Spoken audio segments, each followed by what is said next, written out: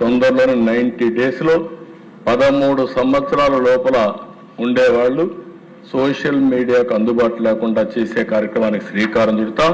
Ultimate గా social media వల్ల మన పిల్లలు నష్టపోవడానికి వీలు లేదు. దానికి ప్రభుత్వం కట్టుబడి ఉంటుందని మరొకసారి మీ ద్వారా రాష్ట్ర ప్రజానికానికి విజ్ఞప్తి చేస్తున్నాను. దానికోసం మన కేబినెట్ లో కూడా మీరు ఒక ఉపసంఘం కూడా వేశారు లోకేష్ గారి ఆధ్వర్యంలో. మరి మీ కొడుకు వయసు ఎంత? 11 సంవత్సరాలే కదా.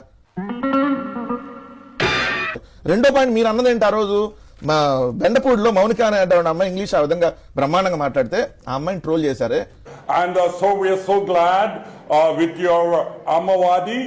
మరి ఇప్పుడు మీ పిల్లలు మాట్లాడినప్పుడు మేము ఎక్కడ ట్రోల్ చేయట్లా, కానీ ఒకసారి మీరు గమనించుకోండి మీ మెంటాలిటీ ఎలా ఉందనేది గమనించుకోమని చెబుతాం.